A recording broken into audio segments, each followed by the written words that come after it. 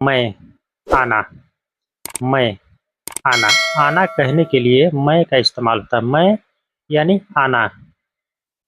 Bore होना, जहक, जहक तो होता है बोर होना।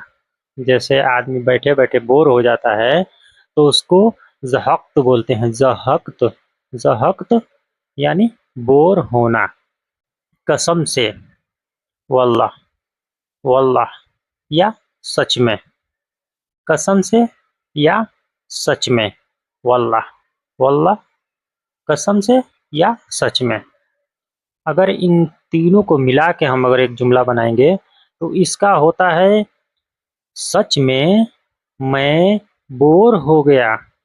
आना ज़हक़्त वल्लाह। आना मैं ज़हक़्त बोर होना वल्लाह कसम से या सच में। सच में मैं बोर हो गया। आना ज़हक़्त वल्लाह। सच में मैं बोर हो गया।